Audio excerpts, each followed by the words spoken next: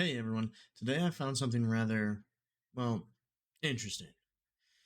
This video is by a YouTuber named Jim Sterling. I think I said that right. Now, given the exact topic this is over, I'm going to refer to Jim as Jim, because that's what the YouTube handle or ID is. So that way, Jim or others, and Jim's followers, can't come back and claim that I'm some kind of transphobic bigot or whatever that they tend to use now because I'm not using Jim's preferred pronouns that I don't know. But either way, I am sure that if Jim or followers see this, I'm still going to get called that either way because of my opinion and not aligning with the same views as Jim. So Jim here thinks that J.K. Rowling, Hogwarts Legacy, and anyone who plays the game at bare minimum are not trans allies. That's the minimum for Jim. All because you dared to play a video game that takes place in a world thought up by someone who has some, well, we'll go ahead and say questionable opinions. To be totally honest, I'm not a fan of Harry Potter, the series, whether it be book, movie, or game. I've never been a huge fan, nor am I really familiar with the things that J.K. Rowling has been saying or tweeting. I'm not a fan of her. Especially so, because I remember a few years back when she was making some, well, kind of odd statements in kind of regard to what Jim here is talking about, except those statements were a lot more milder and not as outright transphobic as Jim is saying. But what I had an issue with them wasn't their content, it was the fact that she was fence sitting. Fence sitting to basically make sure she doesn't lose money. She's more worried about her opinions being taken poorly and her not getting money than her actual opinion. And in my view, if your opinion is valid enough that you want to shout it from the platform you have, such as J.K. Rowling's platform, then it should be said with the full weight of your heart, not half-assed because you are scared you may lose money on it. That shows me you either care for money more than your own opinion, or you just don't have an opinion that is very important. Your priorities are a little skewed, at least to me anyway. Anyway, let's get back to Jim. Buckle up and get comfy, guys. This is going to be a long, long, painful ride. Take it away, Jim. Nah, I don't care. It's stupid. Harry Potter is stupid, and it's about time someone said it was bad, because nobody in the history of ever has ever suggested that Harry Potter is bad. I'm a trendsetter. Yeah, wow, I didn't expect to agree with Jim here so quickly on into the video, but I'm not a fan of Harry Potter, as I stated. I'm not gonna say it's stupid, like Jim here. Yeah, just I do think it's kind of bad, but hey, to each their own, right, Jim? I didn't even want to do this episode. I've known it's coming for a year, but I don't want to have to talk about fucking Hogwarts. Then don't. Nobody is sitting here with a gun to your head forcing you to talk about Hogwarts. All right, I really don't understand if you really just hate Hogwarts, then just move on. Don't even bring it up. Just move on with your life. Jesus, finally. Wow. I just saved you guys probably a solid 5+ minutes in editing, skipping to this part. I had to sit through it. So, let's talk about J.K. Rowling. Let's talk about Hogwarts Legacy. J.K. Rowling is a transphobe. This is a fact. It's a fact I've never seen disputed in good faith, only challenged by fellow transphobes who have a pre-baked line since these people read from the same script. What did she say exactly? Yeah. Yeah, what exactly was said? That's kind of important, isn't it, Jim? Isn't it important to know exactly what someone says? Can we just start basing everything that we do, every interaction, every opinion we have on other people just based on our own ideas of what they said. You know, Jesus. Yes, it matters what that person said. And I'm not even trying to defend J.K. Rowling here, but just what an idiotic thing to say that, oh, you're clearly a transphobe because you, you want to know exactly what was said. You're trying to defend it. No, we're trying to understand. If somebody asks you what exactly somebody said when you're outraged by something, maybe try explaining it instead of being this pompous ass to that person. Maybe you'll get a little more sympathy. Maybe you'll get a little more support instead of acting like this. It's transphobic. Rowling couches her hatred in plausible deniability, but her daily obsessive takes on us, her constant comparisons of trans women to men, her verbatim repetition of gender-critical talking points makes her feelings clear. She follows, is best friends with, and outright claims to be one of the many prominent TERFs, trans-exclusive radical feminists these days rebranded to gender criticals. Her slide into open fascism as a result has been horrifying. Alright, whoa. Relax, Jim. How do you go from some inflammatory tweets, we'll call them, to slipping straight into fascism? You went straight off the deep end with this one. Just went from a few tweets that you didn't like to she's just a straight up fascist. Also, this little organization you're talking about, they, from what I understand, aren't against trans people. They're more so just for specific biological women. So people who don't identify as trans but are still women. Are people not allowed to do that in your world, Jim? Are they not allowed to have a voice for just themselves? Because if so, we need to go through and talk about all the different communities that speak entirely just for themselves, very specific groups. If we're not allowed to do that, then there's a lot of racism, sexism, and transphobia. There's a lot of shit in the world that needs fixed, I guess, there, Jim.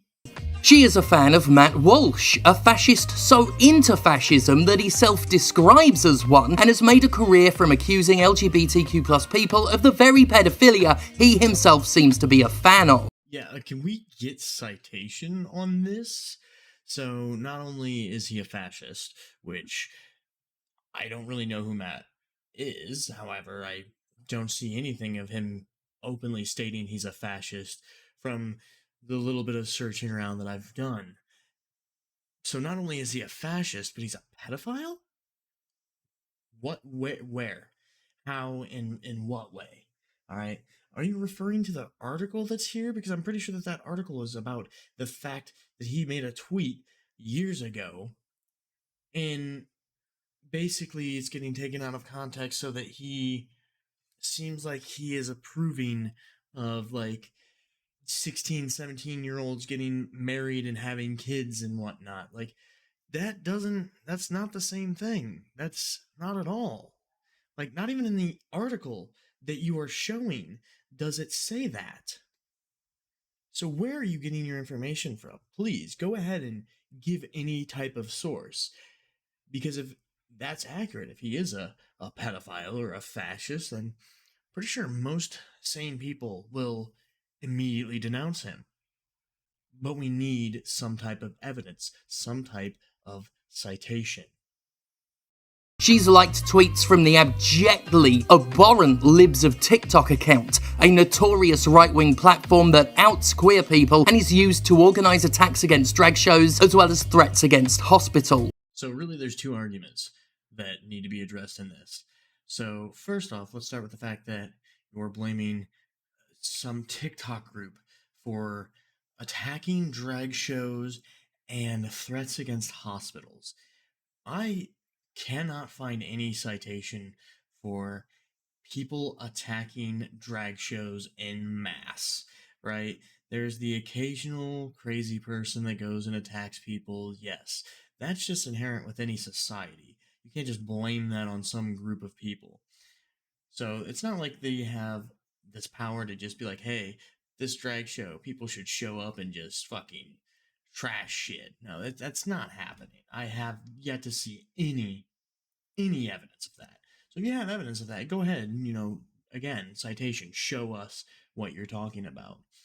Now, the threats on hospital, I have literally no idea what the hell you're talking about. And if somebody is causing threats to hospitals, which I'm not really sure why that's even, like, why this is relevant, then of course, do not support them. It's not that difficult. It's not that wild of a concept. You're going to have crazy people. You're going to have assholes. You're going to have people that don't like you, regardless of who or what you are. There are people that still hate gamers just for being people who play video games. Just inherently that you play video games makes you a bad person. There are still people who believe tattoos are inherent and they inherently make you a bad person. Are we just going along with that now? Yeah, are we going back to those ages? Because, God, I thought that we were finally getting away from it. The second argument that you make is that just because that J.K. Rowling has liked some type of social media content made by this group of people, that automatically means that she just openly supports everything that they do. That's not the case. Regardless of who says something, it can still be liked. It's the same concept as even when an absolutely awful, rude person makes a solid argument, it's still a solid argument.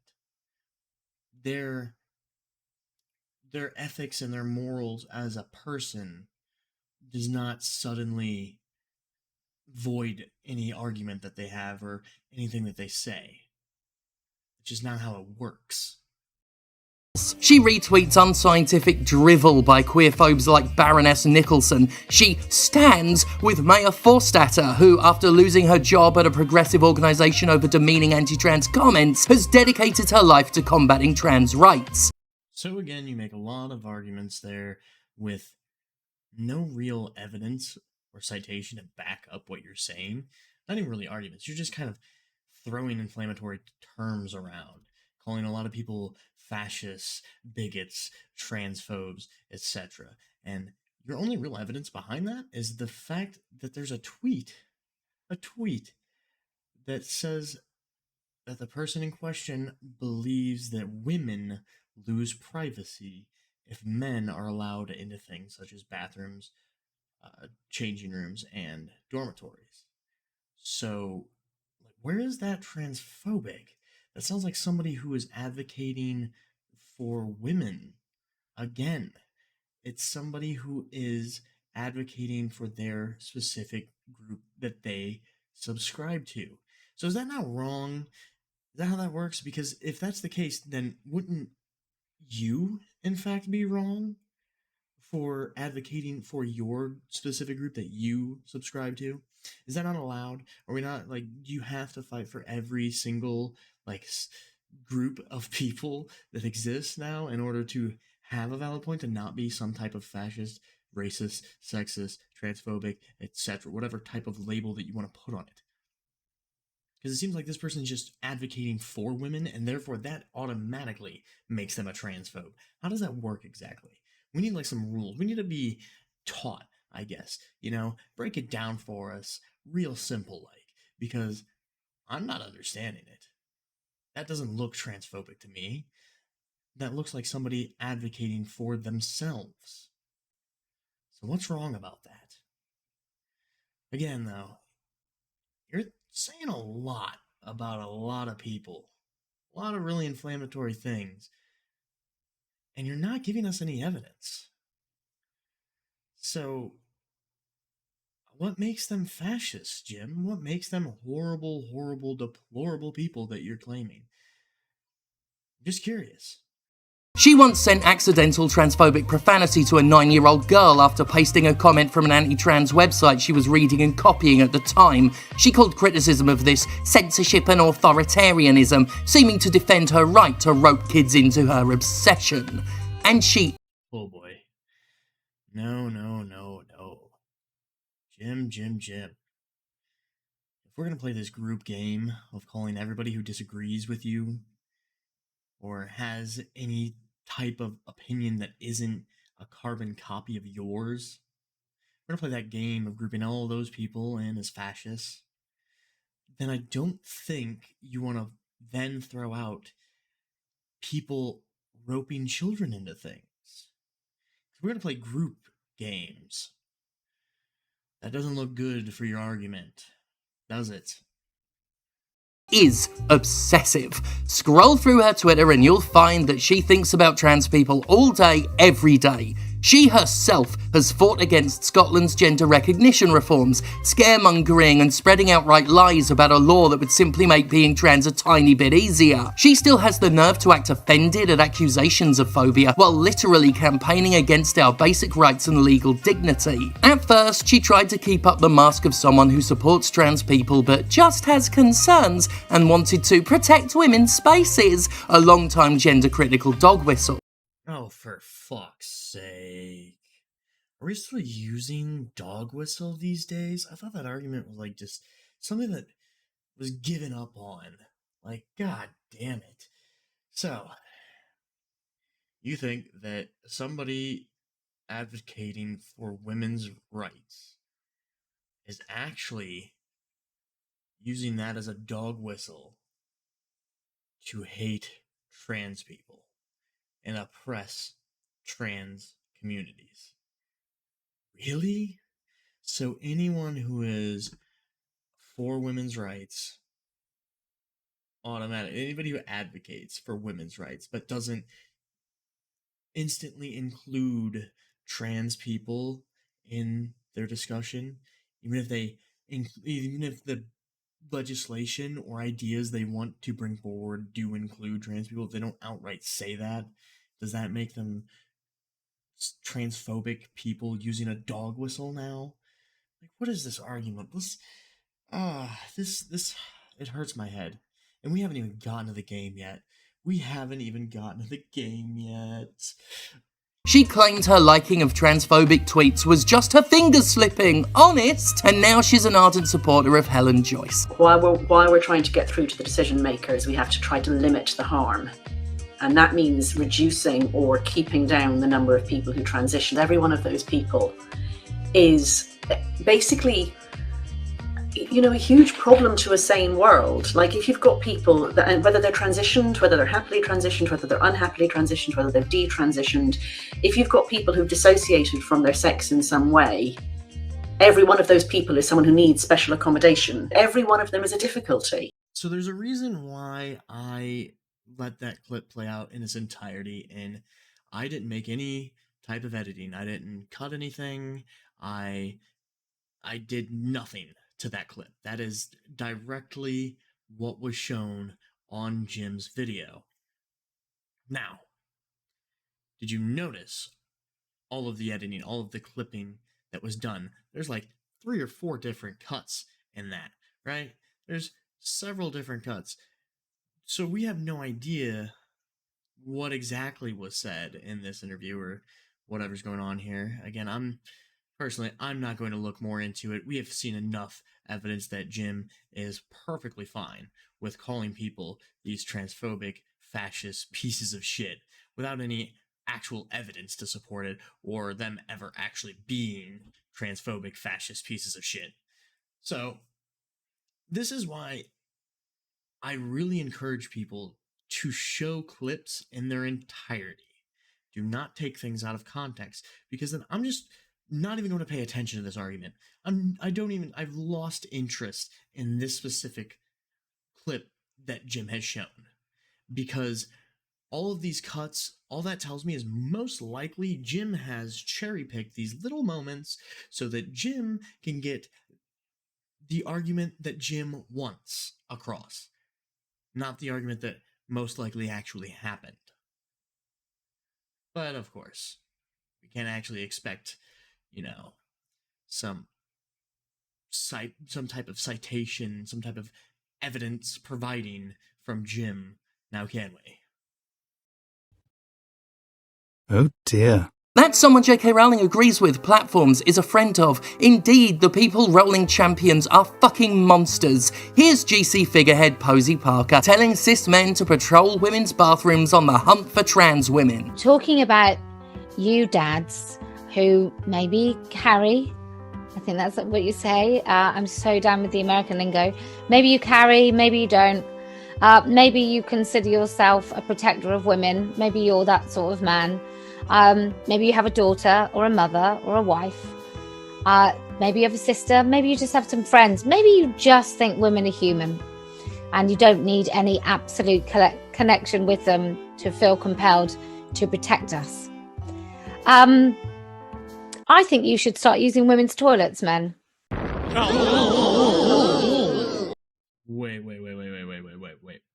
Wait. Hold up.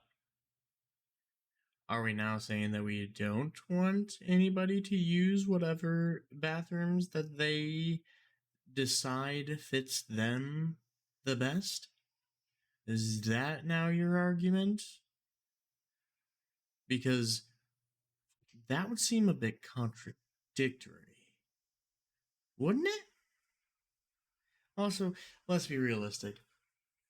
This person isn't calling for arms against trans people.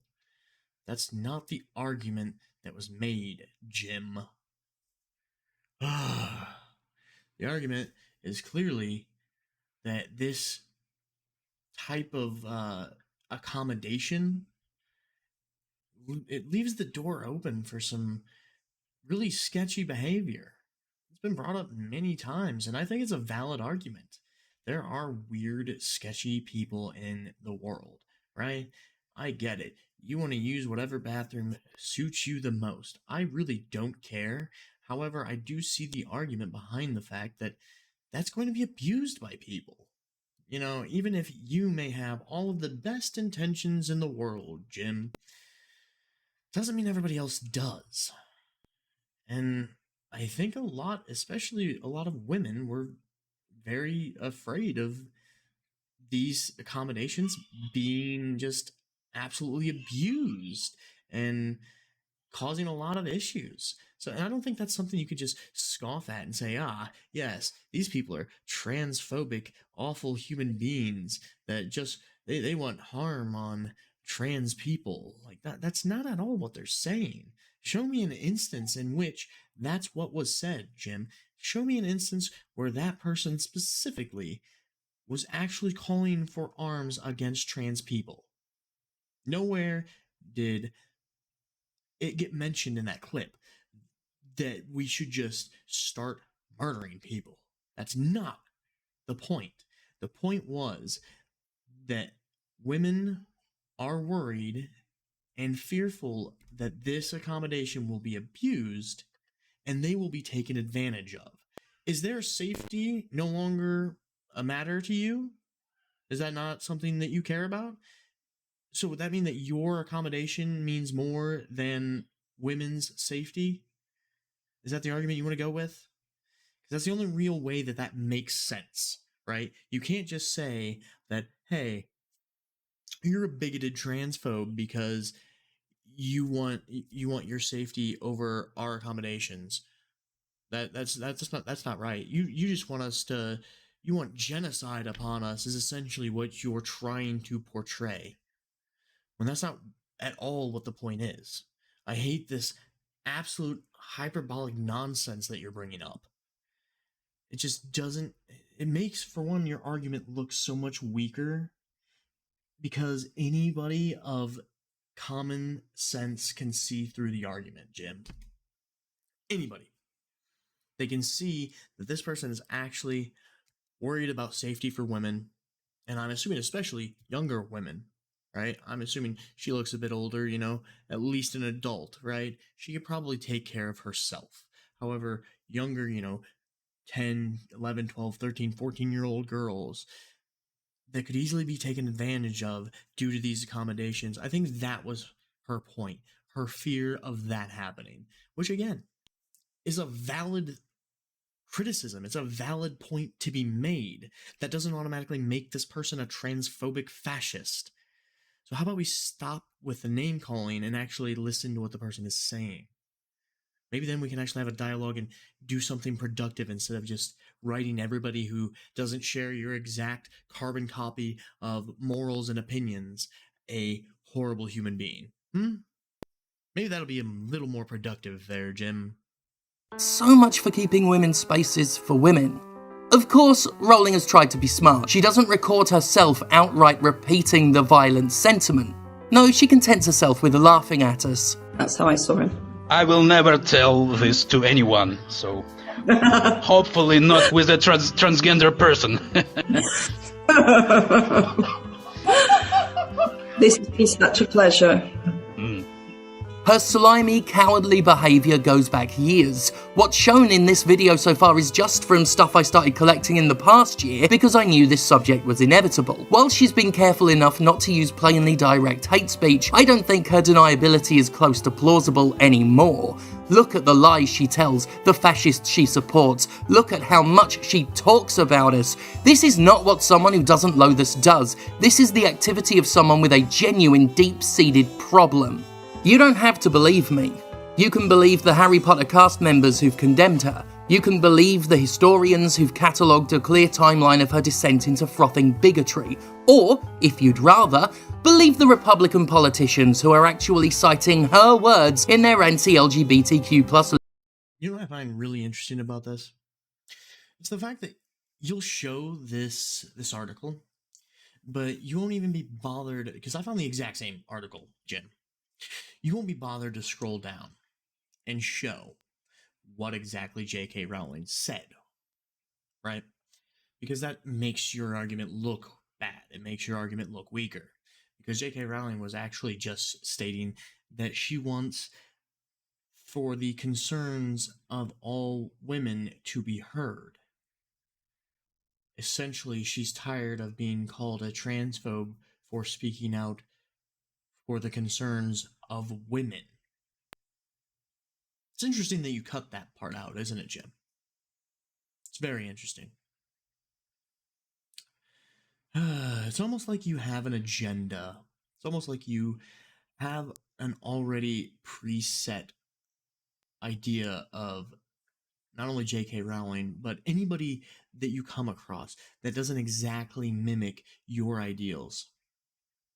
So, in order to make your argument seem more valid on the internet, you cut corners, you misinform, you approach all of your statements and arguments very disingenuously, don't you?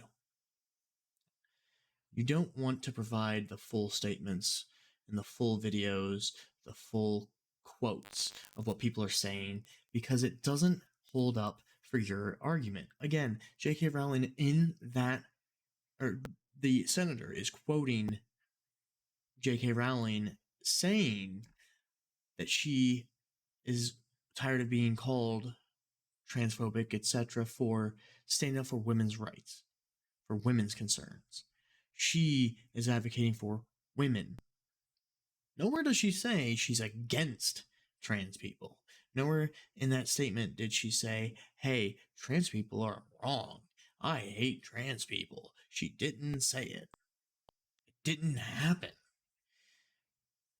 So then how is it that you jump from the conclusion of she is advocating for the concerns of women to automatically you're a fascist transphobe?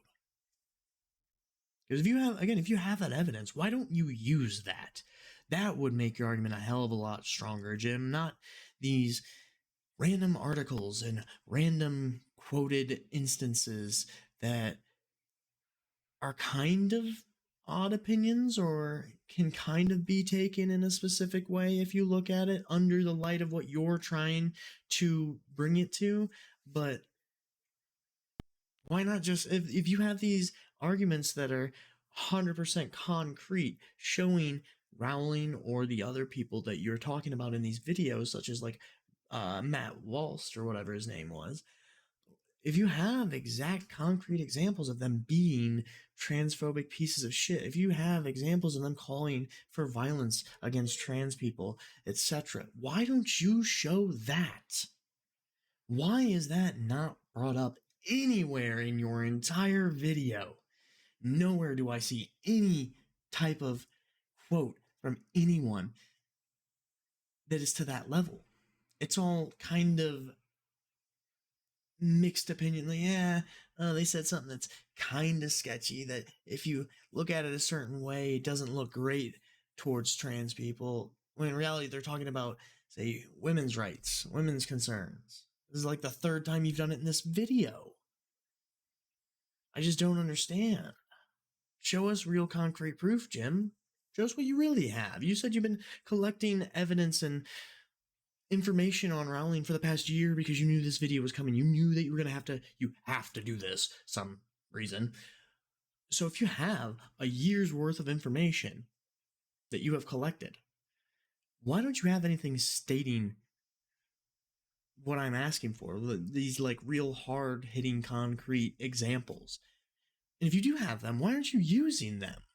Why would you not use them in a video where you're calling the person these horrible things, making these insane accusations? Where's your evidence?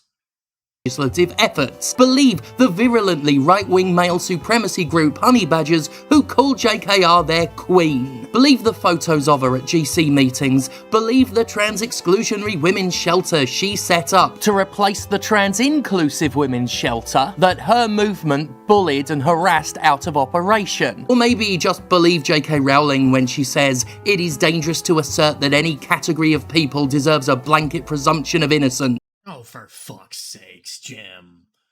Really? How is it that saying, and I'm quoting this, reading it right off of your video, how is it that it is transphobic to say it is dangerous to assert that any category of people deserve blanket presumption of innocence? That's common sense. No group of people deserve automatic innocence. Like, you should not go through life just assuming that everyone in the world has the best of intentions. That's not how the world works. How is it that this is transphobic, though? How is this wrong? How does this support your message in this video? I want to know.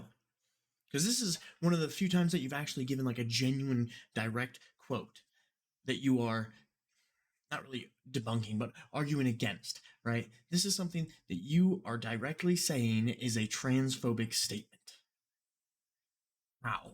Why? Explain.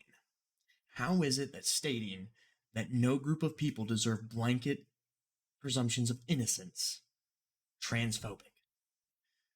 Not only that, how is it wrong? How is that statement false? I'd argue that most people would agree with that statement, that nobody deserves blanket innocence. No one. Because no matter how perfect you think the world may be, there are still going to be bad people out there. And that's in every group as well. So guess what? No group deserves entire blanket innocence, that they could never do any wrong. Nobody in this group can ever do something that would be considered bad. That's not realistic. She meant trans people, of course, but if she's right, then hell, she gets no presumption either. She is a TERF, loud and proud, merry TERFmas, as she would say, and has said. Oh dear. I've been out as a trans femme now for over 2 years. With my coming out, much about the world around me has changed, be it through my new perspective or the difference in treatment I receive. There's a lot of good. I'm complimented by sweet old ladies who like my boots. I'm hit on by lesbians in Leeds. People in general say nice things about me and I feel more comfortable saying them back. Mostly, I'm more confident. I like who I am and how I look, things that weren't true before. But while good things happened, and to be honest, 90% of people really don't care if I'm trans or not, there are negatives. It's no secret what it did to my career. No secret what it did to your career, What did it do? What did it do to your career, Jim? I'd also have to ask, are you sure just coming out as trans affected your career? Because you seem to imply that it was negative. Both your tone and the fact that you kind of lead into the negatives of you coming out as trans and what that seems to have done in a more negative light. Are you sure that it is you coming out as trans and not something else? Because I'm going to be honest, I'm not that familiar with you, but I can only assume that you're speaking specifically about your career as a content maker, especially since you have a image of YouTube up when you say this. My argument would be maybe it's not because you came out as trans, but maybe because you came out as trans and now you label anybody who doesn't agree with everything that you say a fascist. Honestly, the only reason I know about you is because of the fact that you say these wild, inaccurate things. So I'm not really sure what you're trying to say it did to your career. I don't think coming out as trans really did much of anything. And I know you're about to go in and say that people give you hate online, etc. But let's be real, Jim. That happens to every content creator. That happens to everybody on the internet. It doesn't matter. Just, you know why they usually will target the fact that you're, say, trans or gay or these kind of red button topics that people like to hit on the internet? It's because that's the easiest way to get at you. It's way easier than trying to find out something that somebody's genuinely will get upset about. You know, it's a lot easier to just point out those obvious things that you know somebody will have a reaction to. It's easier to be a troll on the internet and say sexist, racist, or homophobic things and get a reaction out of people that way than actually sit there and try and dissect the person and find out their actual insecurities past that, past the obvious ones that they're going to be up in arms about. It's a lot more difficult to do that. So maybe, just maybe, you're just dealing with trolls on the internet that exist for literally everyone that has ever been on the internet.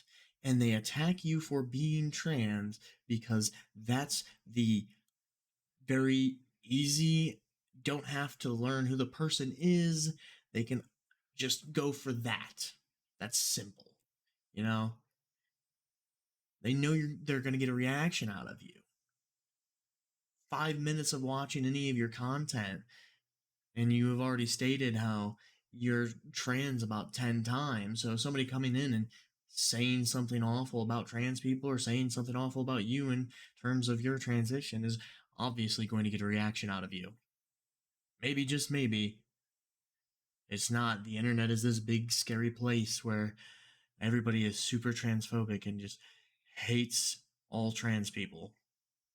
Maybe it's just a handful of really loud trolls that really want to get a reaction out of you. And guess what? It's working. The way in which I'm criticised online changed. Suddenly I was diagnosed by commenters as mentally ill, my age comes up a lot now, and my writing is tone policed, accused of being rude and screeching where it wasn't before. But most of all, the world has become scarier. Scarier because of the right-wingers calling us all groomers and engaging in violence against us. Scarier because of the GOP and Tories scapegoating us and legislating our rights away with increased ferocity. Scarier because of media outlets like the BBC engaging in transphobia as a matter of policy. Scarier because of the people JKR has emboldened with her support, the gender criticals who preach eugenics and partake in phrenology to call for our eradication. Scarier because culturally and legally and increasingly physically, we've been staring down the barrel of genocide for a long, long time. Yeah, no. Jim, really, you think that you've been staring down genocide for a really long, long time? Because transgenderism wasn't a commonplace thing just 10, 15 years ago. Like, what are you talking about? Not only is your statement wrong, but the length of time you're using is wrong. Again, transgenderism is a thing that has been very niche for quite some time now. Like, it just became this hot topic in, I'd say, what, probably we'll give it a good estimate number, like a 10 years, right?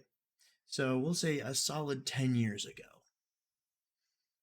I mean, unless you think a singular decade is a really, really, really long time, you seem to act in your tone and how you're portraying it as like you guys have been facing genocide as a trans community for centuries. Oh, God. Yeah, no. Just no to all of that, Jim. Jesus. So, not only that, like I said, I pointed out that you were going to go in to this argument. I knew that you started to talk about it a little bit. Maybe these people that are getting at you, like you said, that they're talking about your voice, your age, the fact that you have transitioned. Maybe they're just doing it because they know they'll get a reaction out of you. Maybe don't take it so much of like an attack on your identity as a trans person. Maybe see it as this is what people are going to go after because it's the immediate obvious that they know will have a reaction. Not saying it's right or wrong to do this, right? I don't agree with anybody going after somebody because of any type of identity, whether it be like political affiliation, race, gender, whatever. I don't think it's right to do that. However, it's pretty obvious that that's a really easy go-to, especially in modern age, that people are going to get upset by. They're going to be offended if you call out any of those topics. So maybe, just maybe, the internet in the world isn't so scary. You act and you state that the world is now scarier since you've transitioned. In what way?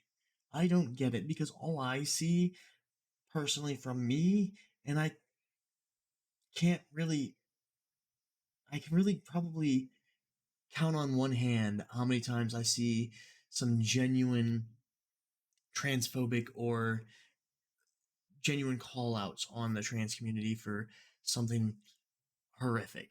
You know, there is the occasional weird case where they will have call to arms and want to harm trans people. Same for the gay community and every community of different races. Like, that's genuinely going to happen. I don't think we're ever going to get rid of that as a society. I don't think it's ever going to happen. You're going to have those outliers of absolute fucking psychos that are going to call for people to die. Like, that's just something that unfortunately we have to deal with as the human race. But I can count those number of times on one hand. All I can see in the news as of late is all pro-trans ideas being pushed. I don't see really anything that is anti-trans. But we have different definitions on anti-trans, don't we? You think that anybody has any opinions that aren't exactly yours, that's automatically transphobic. Well, I hate to tell you, that's not the case. You think that just people advocating for women is transphobic. This is the same argument that I saw for years from the hyperactive feminist community. The really, really loud minority of this feminist community that thought men were the evil, evil oppressors of the world. And they made the same argument that if you don't have the exact opinions that I have, you are then sexist. Anything less than exactly what I think is sexist and wrong. Now, you're making the exact same arguments for transphobia. If you're not trans, if you're not so aware of how there's a new attack on us and our rights multiple times a day, every day, you won't quite know how bad it is. It's horrific. It's exhausting. We're less than 2% of the population, but we're called an epidemic. We're demonised in the press with extremely disproportionate coverage, and wealthy, powerful people like JKR can't stop thinking about us. Look, some people might be delighted to hear this from me, but I'm going to admit it plainly. I'm afraid. Oh, fuck off. You're afraid? Afraid of what? What are you afraid of? Again, you make this proclamation that you have constant threat under legislation and genocide and all these things. All you say is like all these media outlets are giving you unfair coverage that makes the trans community look bad, when in reality, like, nobody's demonizing you in the media. Jim, no. No. It's really, really hard to even look at the media right now and have anything that isn't pro woman, pro LGBT, and pro it's extremely pro trans. Like, that is the hot topic right now, is trans. And it's hard to find anything that is like even remotely anti-trans, right, in the media, especially big media, the main news sources that everybody consume, the vast majority of people consume. It's really hard to find any one of them that are willing to speak out against it. Even if they have that opinion, they don't want to speak out against it because that could cost them their jobs. Like, how is it that you're afraid when, if anybody speaks out against trans people in any way, even the most minuscule thing, like the things you are showing here in this video, the things you're making a video on, you're trying to call these people out and call them fascist, bigot, transphobes. But you're the one afraid. These people literally can't even speak, but you're afraid. You're oppressed. It just doesn't even make sense. It doesn't make sense, Jim. And I can't believe you actually just used the argument of, you're not us. You don't have our lived in experience, so you can't possibly know how bad it truly is. Well, I mean, that's, again, a really weak argument, and you haven't given any evidence really to say that it is difficult. Like, if anything, you've made the argument based on the examples you've given that there isn't really much wrong with the media or any of these sources that you're throwing up. Because, like, if J.K. Rowling is your biggest enemy right now, somebody who is advocating for women's rights, if that's your biggest obstacle right now, I think the trans community will be okay. Again, if you have some actual hardcore, concrete evidence of serious issues such as oppression or genocide, why don't you go ahead and lead with those? Like, show us those examples. And again, I'm pretty sure the vast majority of people will be in your support, in your corner. You don't have any examples of those, do you, Jin? You're just making broad statements, accusing people of horrible things with no evidence, because you don't have to have evidence, but you're afraid, right? You can make these statements and not fear losing your job. You don't have to fear being canceled. You don't have to worry about somebody reacting to it really poorly. No, you can make these statements and continue on your YouTube career and not have a single care in the world. You can call these people every name possible, and you're fine. You're protected. But I guarantee you, if J.K. Rowling came out tomorrow and said some of the things that you're saying against you, that she would have a lot more trouble on her hands. It wouldn't be the same. So I don't see how you're the one that's afraid when you are clearly in the advantage currently. I know that's hard to grasp, but when you're able to say whatever you want and call people these horrible things like a fascist, or that they're promoting genocide, or that they're calling to arms, calling for action to kill trans people, which, by the way, is an actual crime. People can go to jail for a call to arms, especially for murder. That is a actual crime. You could be costing people their lives, not only financially with their jobs, but you could actually get people arrested for things like this. That's the kind of future that we're looking towards. But you're afraid. You're the one that's oppressed. You can have whatever opinion you want, but we can't. Nobody else can. If you're not trans, you can't have an opinion. Is that really how that works? I can't have an opinion just because I don't have the exact same experience as you. I'm not allowed to open my mouth. I'm not allowed to think. That's a really scary outlook on the world and the future. It really is, because that means we're just dividing ourselves even harder. Because now we're all going to be in these individual little groups. We're going to play these identity politics games where you can't have any say in anybody else's unless you are exactly that specific group. So we have to now, make laws for each specific group? We have to, this group, it's fine to do these things, and this group, it's not okay to do those things, but they can do these things. Like, what exactly is it you're trying to go for here? Are you really that fearful? Are you scared of being killed, like genocide coming to your doorstep, while the media sits here and promotes transition in children?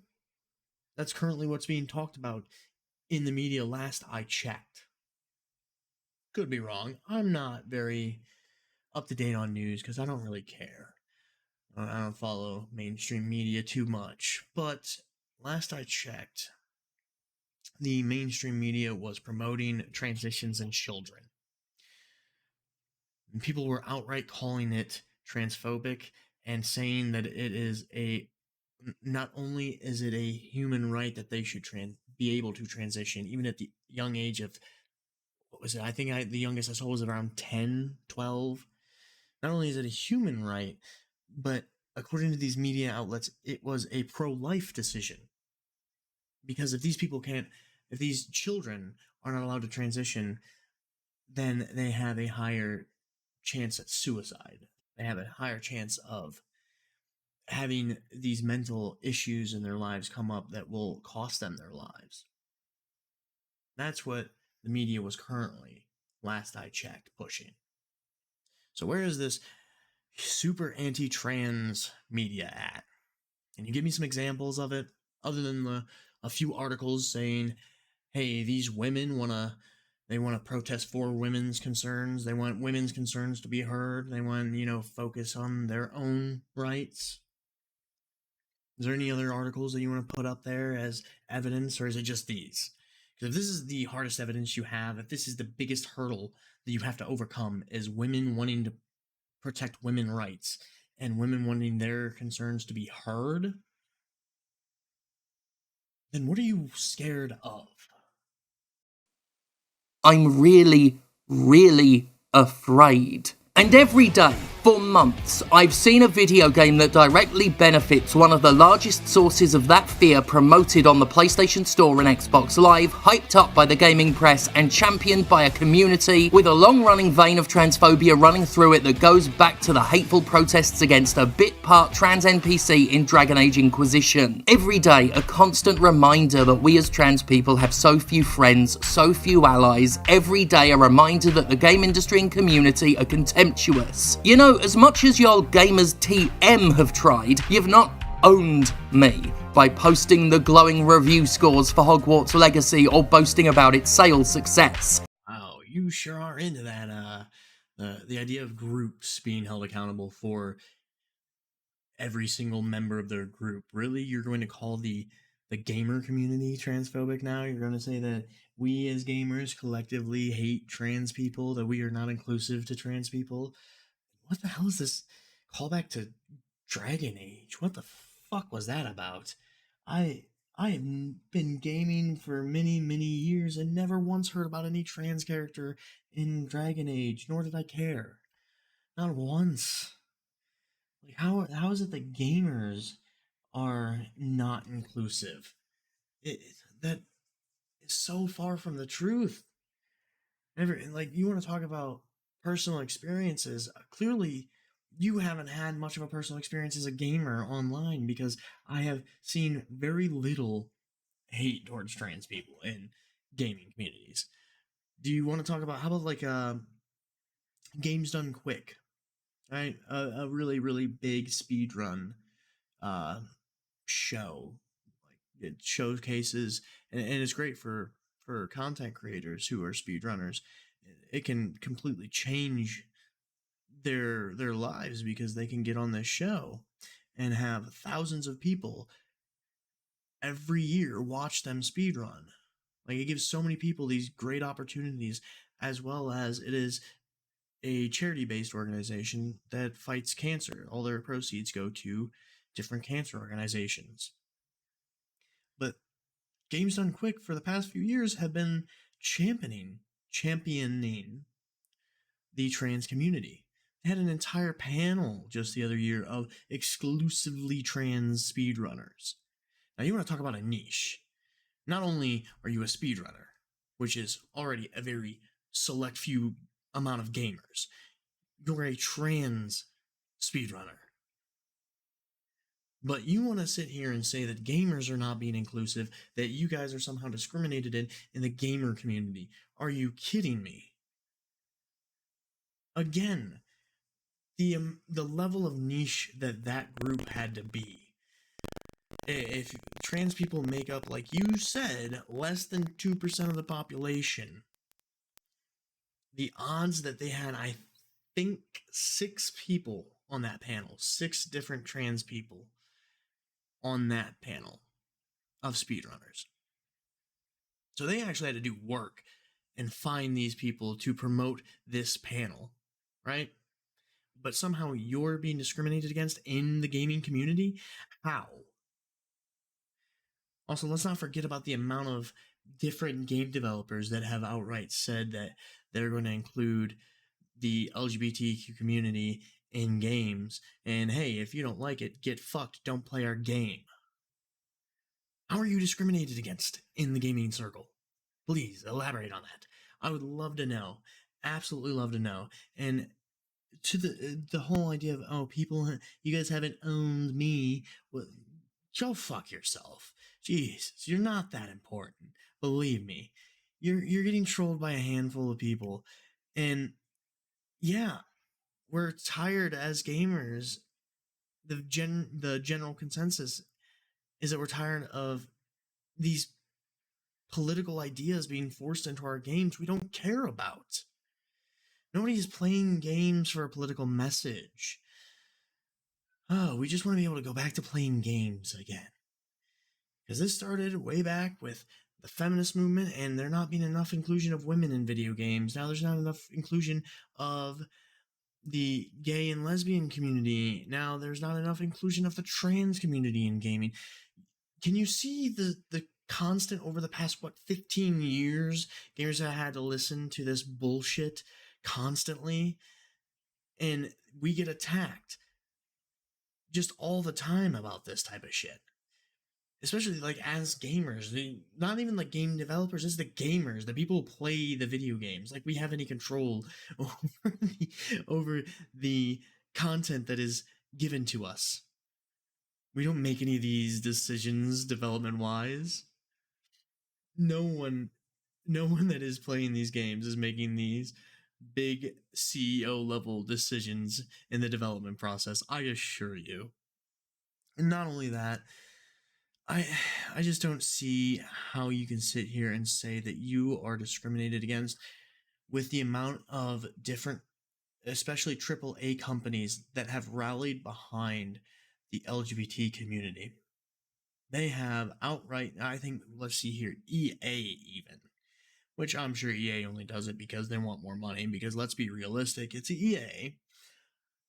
But EA has outright been a champion of yours now. Like, they are full on, if you are against the LGBT community, then you shouldn't even play our video games, so go fuck yourself. Like, where are you getting discriminated at against? Can I get an example? Oh, what, did some people say some meanies on the internet Is that what you're referring to as discrimination and oppression?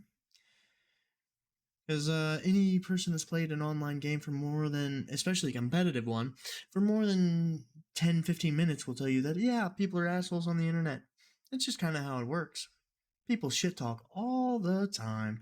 It's kind of like one of those little pastime activities on the internet. But when it's done to you, it's somehow transphobic and oppressive. When it's done to anybody else, well, it's just shit talking. Right? That just proves what I knew. That people don't give a fuck. That's not new information. It's not a surprise. It's half of the course.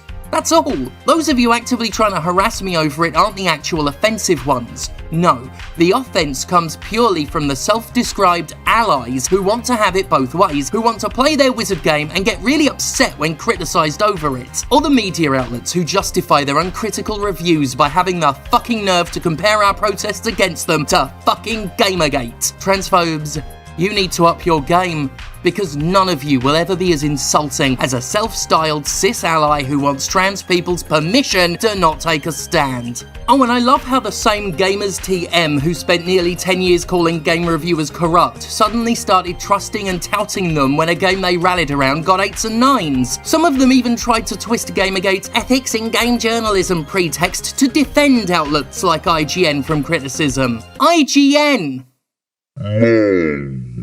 Suddenly, the Ethics Brigade are standing for IGN, the Too Much Water website, the site whose credibility they've done nothing but meme.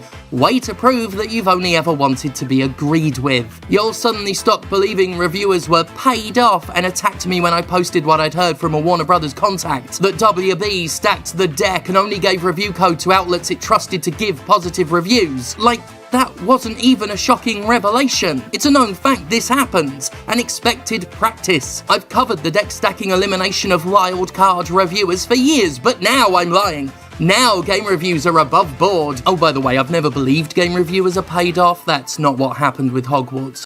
Alright, I'm just gonna come out and say it. I don't know if you're just this stupid, or you're just trying to be this disingenuous. Really? Fucking Gamergate.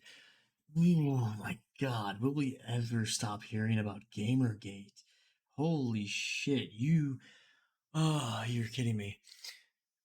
So, I swear that the LGBT community and feminist communities are more obsessed with Gamergate than gamers ever were.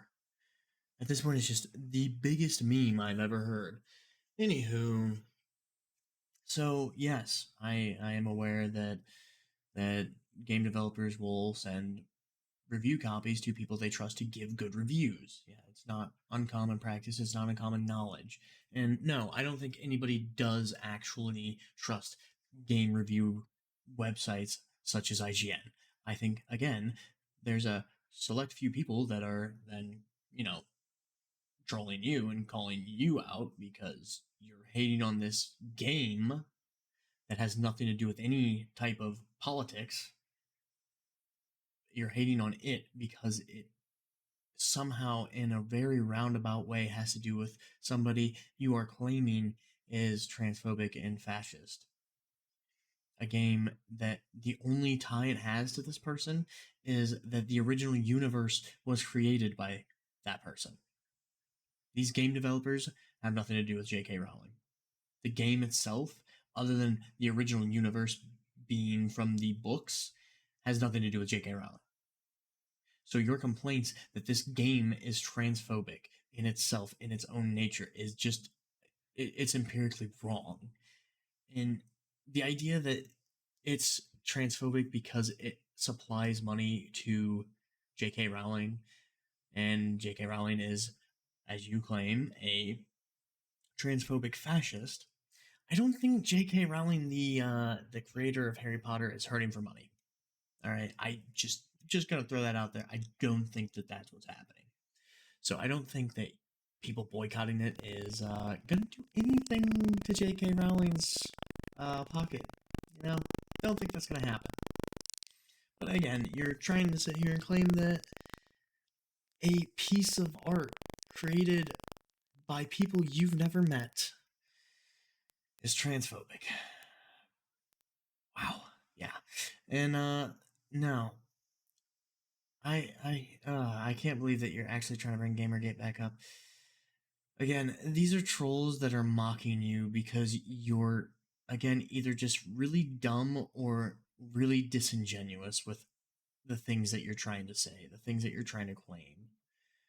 Because you're trying to sit here and say that the gaming community is transphobic and non-inclusive to trans people when it is literally shoved down gamers' throats constantly. That and the LGBTQ community, as well as, pro women movements like the more radical feminists of the new age. Like, all these things are just rammed down gamers' throats for the past, like I said, about 15 years plus. And then you're gonna sit here and say that we're in the wrong as gamers. Like, we can't even just enjoy a game that comes out. We can't look at a game and be like, hey man, that looks really fun to play. I'm gonna go ahead and buy that and play the game, without people coming out of the woodwork to tell us how wrong we are for purchasing a game and enjoying it. How dare you play a video game? It's so ridiculous. It's idiotic. And the fact that you're trying to make these claims still, like, that's why you're getting this hate. It's not because you're trans, it's because of the wild shit that you say. That's why.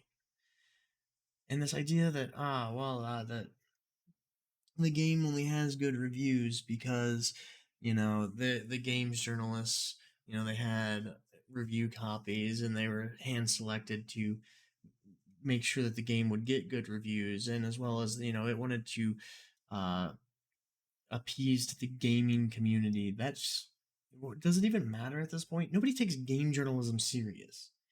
Everybody that is a gamer has different YouTubers or whatever other, like, Twitch streamers, any other type of media like that. Everybody has their own people that they're going to go to and look at and see what they have to say. And they're going to base whether or not they get this game off of a collection of those people's thoughts, not IGN, not fucking Kotaku. None of those places are really going to influence the vast majority of gamers on what they're buying. All right? Jesus fuck. Reviews aren't high stakes enough that publishers are gonna bribe over it. No, the sad thing is that there doesn't have to be bribery. Search engine optimization is all outlets need to keep covering games as enthusiastically as possible. Hell, they wouldn't even refuse to cover Ubisoft games after all the sex abuse. They can't be trusted to do the right thing. While I don't think game critics outright lie, I think they have an incentive to not rock the boat, to do conspicuous things like, say, litter a Hogwarts Legacy review with so many negative statements, it sounds like shit, and then give it a 9 out of 10 regardless. From a general fear of controversy to wanting to avoid gamer boy harassment and, of course, maintaining a good enough relationship with publishers to keep having access, they've plenty of reason to go soft on big name games. I left The Escapist in 2014 because parent company Defy Media refused to publish my review of Assassin's Creed Unity and jeopardise their relationship with Ubisoft. I'm famously blacklisted by Konami for being such a harsh critic. The PR company 47 told me EA wouldn't send me review copies because I'm a wild card. The only access I get in gaming comes from sources acting alone that need anonymity because they're not allowed to talk to me. My standing in the industry, that is to say, no standing, is the result of doing everything my former peers are incentivized not to do. I burned every bridge I had for not wanting to play with deeply corrupt organizations, and I'm proud of it. So let me get this straight. You burn every bridge that you had.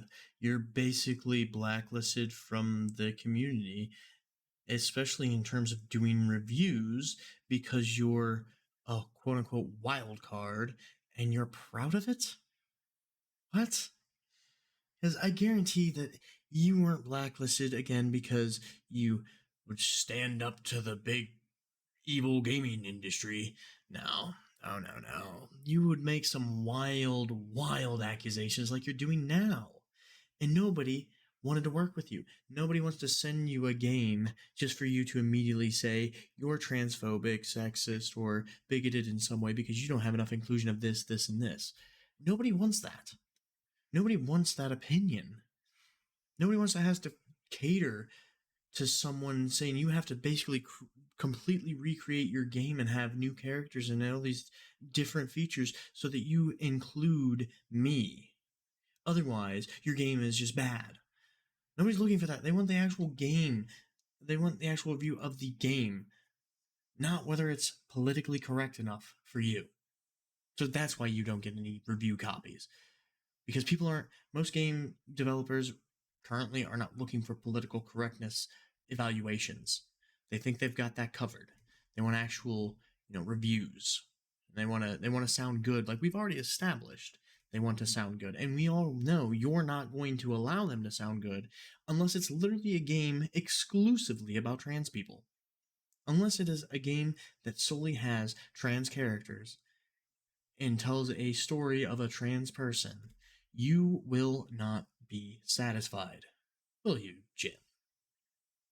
I also acknowledge that I can afford to not play in that sludgy water. Most reviewers can't. I scarcely blame them for the system they're stuck in. I've been there, I know how it is, and I don't think reviewers are unethical so much as forced to compromise with unethical companies while in the thrall to the all-important SEO. They're not paid off, but as we've seen with Hogwarts Legacy and with how quickly they wanted to move on from mentioning Ubisoft and Activision's abuse in their game coverage, not many of them have any damn principles. Multiple times in the past few years, press outlets had opportunities to make a stand.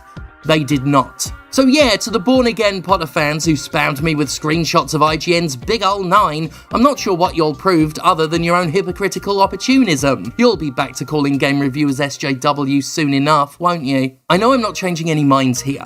The bigots and Potter fans and people who just want to enjoy a video game made their decision. The allies who want to separate art from artists or hate JKR but just always wanted to Skyrim or Hogwarts made their decision. Yep, you're 100% right, Jim. We just wanted to be agreed with. Yep, and that's all this is. That's all we ever really wanted. We just want to be agreed with. We'd like to just stir the pot a little, Just do whatever we want, cause a little drama here and there. It's not that these are a handful of trolls showing you the IGN reviews just to get a reaction. No. Gamers just want to be agreed with. We want our opinions to be objective fact. That's what it's always been about. Jesus fuck. But I'd also like to point out the fact that look how you want to talk about how quickly we are to turn and say, oh yeah, no, IGN, and think, oh yeah, they're good now. No. Again, I think that's a group of trolls, a select few people that are trying to get a reaction out of you. But you want to talk about how quickly we'll turn. How about the political correct group? How quickly they'll turn? Because not too long ago, you want to bring up Gamergate, so let's go back to Gamergate. You are so confident that Gamergate was, this awful thing that is basically the worst thing that's ever happened to game journalism, right? You were defending game journalists for how long? I'm pretty sure I've seen a couple of your videos about that topic. And again, you're bringing it up again. So clearly it is something that you still have traumatic issues about. So you want to bring up that and say that back then you were defending game journalists, but they give one good review to a game that you consider politically incorrect, and you are ready to burn them at the stake.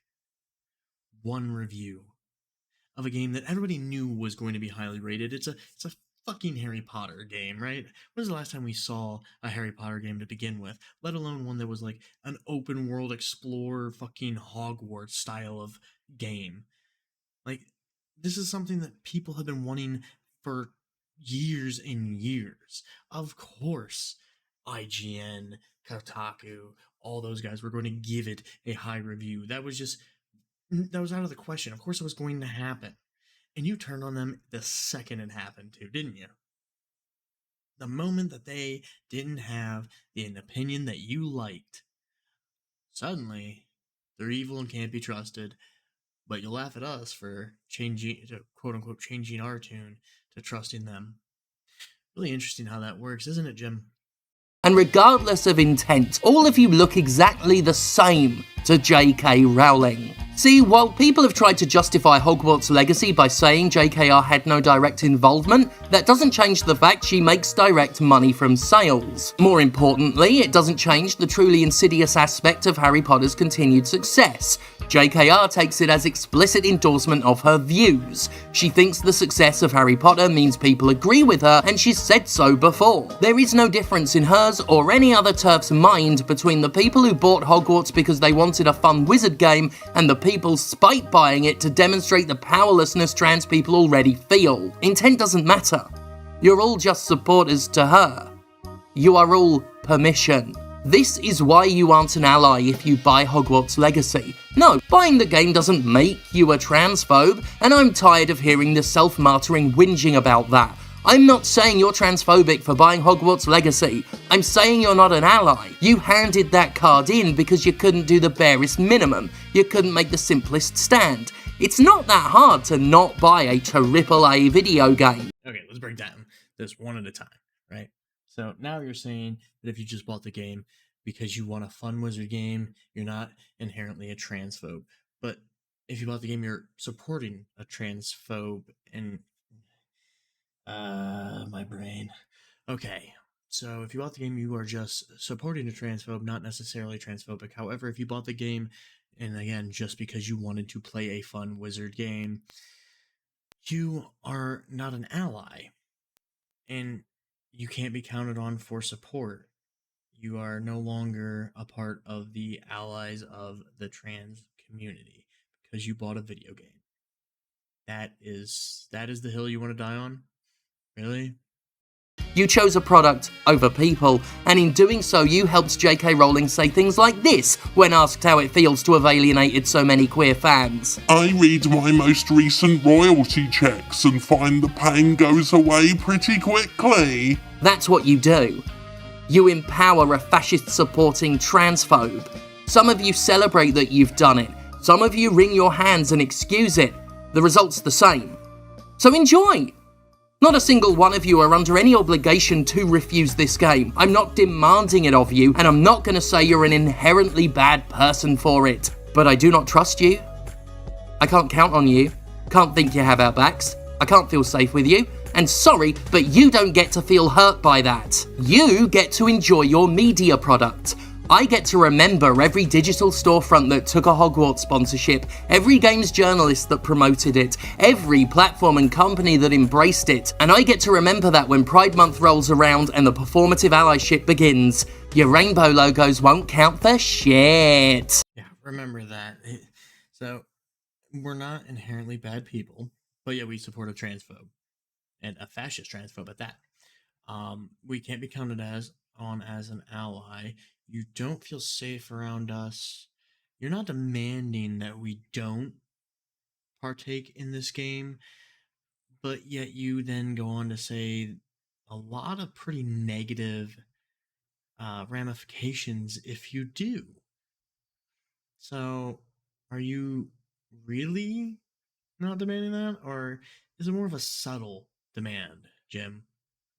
Is it more of, if you do this, then you're kind of just a terrible person? I know you said you're not inherently a bad person, but you literally start off this part with the fact that if you bought the game, you chose a media product over people. That is kind of a negative connotation to it, isn't it? That kind of would make any reasonable human being think that you're not a good person, that you are inherently a bad person, right? So therefore that bad decision would be the cause of it, right? You know, that would inherently make the decision make you a bad person, right?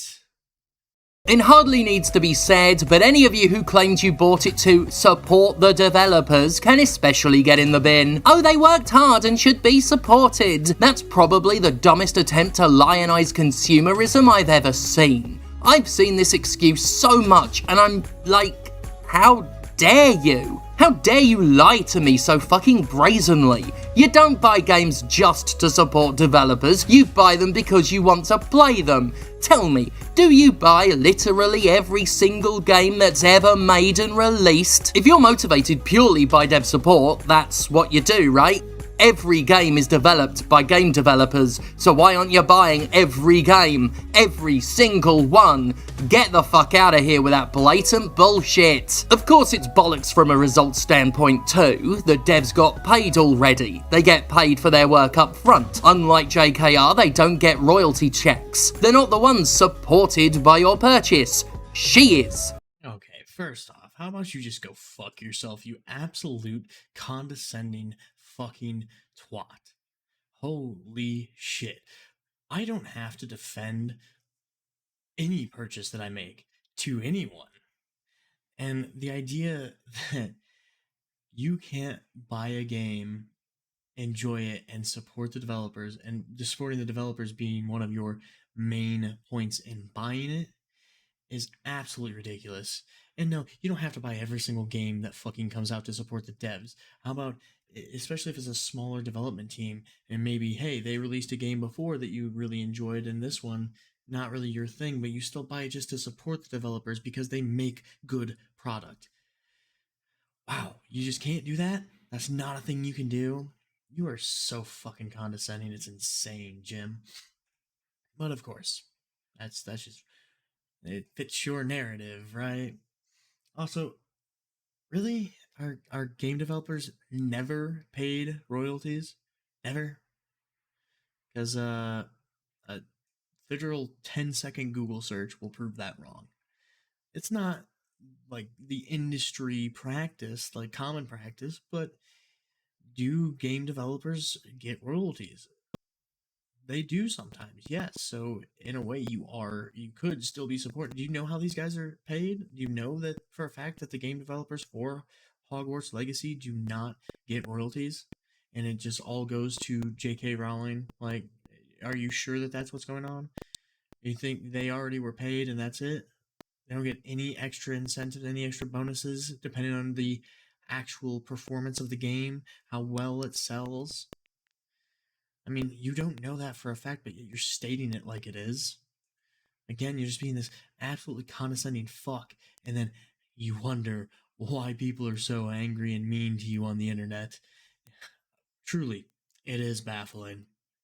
Warner Brothers is. Those are the beneficiaries. As we've discussed on this show before, game studios mostly live or die regardless of the success of one game, and thanks to the way public companies work, they're sometimes hurt by it, as layoffs often follow an influx of revenue to maintain the illusion of financial growth. Corporations don't operate based on customer support. If they did, we'd get more single-player games and fewer ones based around financially exploiting a minority of whale players. You're not supporting the devs that tossed in a token trans character called Sir Owner Ryan, explicitly to try and steer us all away from the subject of J.K. Rowling. Support wasn't even your intent. That's a retroactive justification for something you were always going to do. And honestly, fuck any of you who've come at me in the past few months with that excuse or any other excuse that attempts to paint your purchase of a video game in a noble light. You're not noble. You're not a fucking hero. Again, fuck you. And you're not a hero either. So, go fuck yourself. Oh, Jesus. Now, why are we trying to defend our purchase to you? I don't understand why anybody wants your approval. All you've done is be this smug, condescending fucking asshole the entire time throughout this entire video because your feelings are hurt over a fucking video game. That's all this has been about. Also, are we just going to gloss over the fact that they actually gave you something that you wanted? They gave you a trans character, and you are still angry about it. It is not good enough. Oh, it's just to cover up the fact that J.K. Rowling was involved. J.K. Rowling isn't involved. They still gave you a trans character because they knew that this would be an issue. They tried to extend the olive branch, and you still are basically like, yeah, fuck these people, and fuck anybody who buys the game. Well, I'm here to say, fuck you. Play the game if you must, but don't you dare tell me you did it for any reason other than self-service. Don't you ever look to me for validation, expect me to assuage your guilt, toss hypothetical scenarios at me that you think allow you to have it both ways. Just play your fucking wizard game. How you feel about that is not my problem. You clearly decided how we feel isn't yours. Cis feelings aren't our responsibility. It's so telling that the only real coverage of alleged harassment in games media this week has been about cis streamers getting upset at some mild pushback. It's a really old play. Whenever trans people advocate for themselves, we're painted as unreasonable bullies. Unsurprisingly, I've been asked to answer for the alleged harassment because minorities are always expected to take responsibility for each other. You know what? I'll answer it when I can go a day online without someone saying something truly vile about me, when I can stream without harassment myself, when I can post a selfie without being called a man or getting some other derogatory comment, when what trans people go through gets as much attention in the press, and when I feel people give as much of a shit about all of us as one cis person. If all that happens, I'll prostrate myself before you on behalf of all transes everywhere. So are we allowed to appreciate the simple fact that you just completely contradicted yourself in your own argument, legitimately 30 seconds later, right? So you immediately say that essentially minorities are expected, that like every single person within that small minority, anything that they do is then translated to the group. So if this one person does this thing, that means all of these people do this thing. But then you go on to say that when you can go a day without anybody doing anything bad to you, saying anything bad to you, then you will answer for your own group. So you expect the entirety of everyone else to be a group and answer for each other, but not your group. What? Make that make sense, Jim. Also, I love the fact that you claim that people going and harassing these Twitch streamers or harassing people for buying this game and playing it, you say that that's trans people standing up for themselves, right? That's not harassment. That's us standing up for ourselves. But yet, if it was reverse, that would be a totally different story. You would be singing a much different tune, right?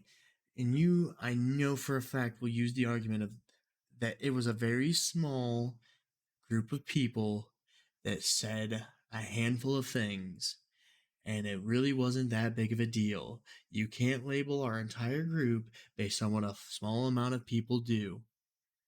But yet again, you have sat here and complained this entire video about how people, small amounts of people, harass you. How is it not abundantly clear to you the amount of hypocrisy you work within in this video alone? How is that not clear? Until then, this'll do. Checked out the big one that they're hailing as like the innocent streamer who got harassed off of the live stream. And what I have learned is that y'all genuinely think that accountability and basic criticism is the same thing as harassment and discrimination. Here we have somebody saying OMG transphobia because obviously they think that it's a big joke. And then, well, that's kind of disappointing. Then we have yikes. Then we have, yeah, I don't care how much you donate to Trevor Project, I'm done, unfollowed so fast. Sorry, can't support this, goodbye, very disappointing. You can really feel the discrimination, and there are tons of video games, guys. And here we have the comments they just let slide on through, like Rowling is a good person. Didn't have a problem with that one. And then she had to step away, and then she came back, and then they continued to stream for another 6 hours. And here's the thing, it wasn't even a comment that made her cry from what I could see. It was her and her boyfriend fighting this imaginary angry trans person and her getting more and more overwhelmed at her defending herself against somebody who wasn't there. Boycotts don't work. I said that about, 10 years ago, and boy, people love flinging that one at me lately. I think there's still some truth to that, though looking back, it really is just what people are using it for. permission to not take a stand. Kinda like how people have appropriated no ethical consumption under capitalism. Regardless, I know that in this case a boycott would never have worked. It's Harry Potter, and people don't care enough about trans people to pay JKR's crusade much attention. A boycott is not what I wanted nor expected. What most of us wanted was to simply point out why supporting a Hogwarts Legacy is harmful, to at least get good people to think about the implications, to be heard on this, and to find out who our allies really were. We certainly found out about that last one. I really, really can't say fuck you enough in this video. I swear. Let's start off with what's her fucking face? God. The one that was supposedly bullied off of her Twitch stream. I don't know the case that they're exactly talking about here, but apparently, people joined into her Twitch stream, said some random fucking off the wall shit, and apparently a bunch of her fucking followers come in and say, hey, you're a transphobe, I can't follow you anymore, goodbye. And that just kept happening, and it upset her, and she walked away. And somehow that is fine. That's acceptable, right? But if the same thing happened in reverse, if people went to Jim's stream here, I assume Jim has a Twitch, most YouTubers do, or went to, we'll just use YouTube as an example then. If people came to Jim's YouTube and said, I can't support your transition, I'm unsubscribing, and I will no longer consume your content, then it would be a big deal. It would be an uproar. They would be absolutely astounded that somebody could be so awful. So as long as it's the other way around, they don't care. The moment that it affects them is when it's the problem. That's why Jim is such a disingenuous person. Because Jim doesn't care about anybody but Jim. And I suppose Jim's group then, I guess. But it's pretty obvious, because any type of little bit of logical thinking here, any type of common sense, just reversing the scenarios that Jim talks about in this video. I've done it several times so far. If you just reverse it just for a second, all of a sudden it would be a big deal. It would be much more of an ordeal. Jim would not accept it. Jim would be up in arms. Like I said, if people went to Jim's YouTube and said, "Hey, you're transgender, I can't support you," and then left, Jim would be crying on every social media possible about it. But because people went to, I assume, a cis person's Twitch and did the same thing over her playing a video game, not even having some outright opinion, just playing a video game, a popular one that had just released. And just the fact that she did that alone caused people to, at least I'd say, somewhat harass her. At least they went there, made comments, and unfollowed, and made their voices known that they did not like it. And clearly they are calling you some type of transphobe when they do these things. They're not just doing it because they really hated the Harry Potter game that came out. No, they're doing it because of the so-called implications that this person, if you play the game, if you bought the game, you therefore support transphobics, such as supposedly J.K. Rowling. So let's not sit here and pretend like that was just trans people standing up for themselves, because it wasn't. It wasn't. People picked a fight with some random innocent streamer that did nothing wrong but play a video game, and lost a bunch of people that used to enjoy their content for it. All because people like you, Jim, told them to. You see how this works? You see how it's all circled back to things like you thinking you're oppressed? I'd bet money that if you went on Twitch right now and did the reverse of that situation, you'd be fine. You wouldn't have any issue whatsoever. And anybody who would hate on you because of you being trans. They not only would be banned from your channel, they would probably get their Twitch accounts banned. They would probably have several different forms of consequences. But somebody who just played a video game, they're in the wrong. They're not an ally. And I don't care if you say you don't think they're inherently bad people. You've made it abundantly clear that you actually do with everything else that you have said. It's just crazy to me that you think that what you do is okay. What you do is fine. It's not hypocritical. And it's totally fine for you to do the things you do and say the things that you say, but yet anybody else, anybody that has a different opinion from you, are wrong and transphobic. Anybody who stands up for women's concerns are transphobic. Anybody who plays fucking Hogwarts Legacy is transphobic.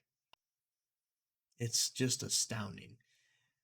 And you are clearly 100% in support of people bullying cis people. You even had that little nice image of somebody crying, to show off that you really, really cared that somebody had their feelings hurt. But you want the entire internet to care about yours. That's all this is. This is a however long video of you crying for attention. And it's honestly pathetic. Like, this is the entire point of your video. You cannot convince me otherwise, because you've not made a solid argument the entire video. You have not given any evidence to any of the claims that you have given. You have shown time and time again that you do not care about anybody else but yourself and your group. If anybody else has any type of issues, anybody else has any type of feelings towards any certain opinions, it doesn't matter. It's all about you, isn't it, Jim? That's enough for me. There's a little bit left in the video, I believe, but it's just some weird ranting or whatever that Jim does. It's not even worth reviewing. I'm just gonna go ahead and bang my head into a wall. I don't even know why I bothered. This Jim is clearly just delusional. Jim clearly is drinking their own Kool-Aid. Apparently, it's totally fine for Jim to do any of these things or say any of these things in reverse, but if you do it, remember, you're a piece of shit transphobe, and especially if you played Hogwarts Legacy. You're an awful human being.